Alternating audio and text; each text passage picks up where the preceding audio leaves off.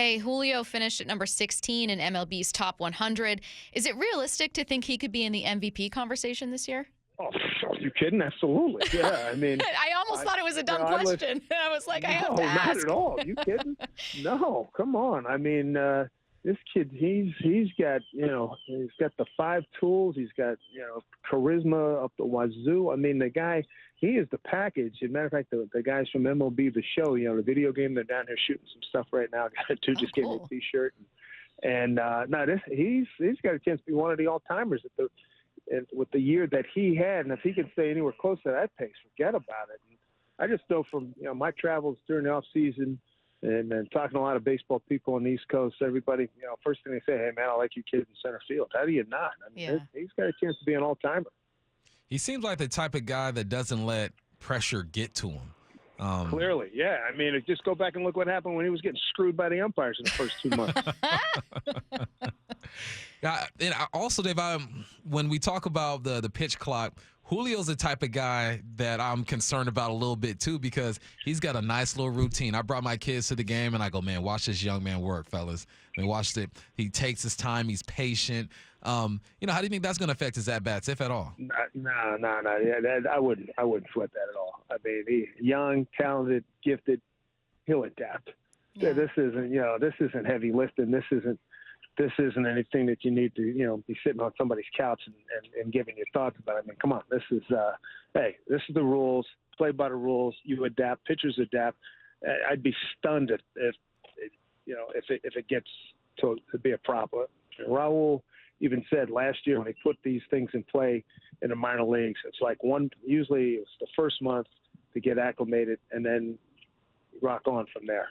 So that's what there's going to be some rough spots in these first couple 3 weeks, but by the time regular season starts, you'd be used to it. I tell you what, I know one thing: I can't take my eye, especially when I'm doing radio, I cannot take my eye off the field because the action has a chance to be moving pretty good. When you get a guy, I think Robbie Ray works pretty quickly, Marco works pretty quickly anyway without a clock. So when you factor all that in, it's like there's not going to be. When you're at the ballpark, if you're going to have a conversation with somebody, you better be looking at the field. You're not going to be able to go eye to eye. Hey, I wanted to stick on Julio for just 1 second because Dave is one of the voices of this team. You also get a chance to talk with everyone and get to know these players so well. In your conversations you've had with Julio, is there any one thing that's ever stuck with you? Just he's a genuine human being who is very enthusiastic about what he does. I mean, was it Ralph Waldo Emerson? I think it was Emerson that quote something, nothing great was happened without enthusiasm or something. That's the gist of it. That might not be the exact quote, but that's the gist of it. And he's enthusiastic about life. He enjoys what he's doing, and he's committed to it, and he has fun. And the times he was out last year, and you didn't even have to be at the ballpark. You could hear on the radio or watching TV, you could feel that the juice wasn't there. And then when he came back, it was like, wow, there seemed to be a surge of energy in the ballpark, in the clubhouse.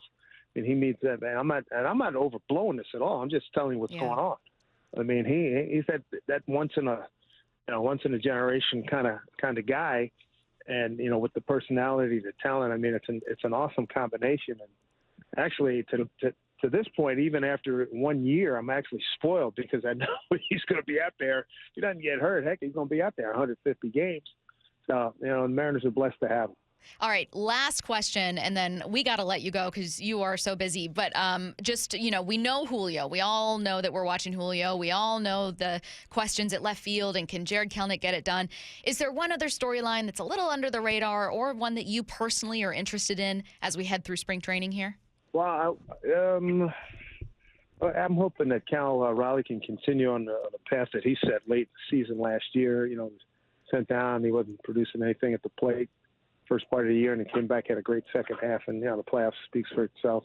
Yeah. I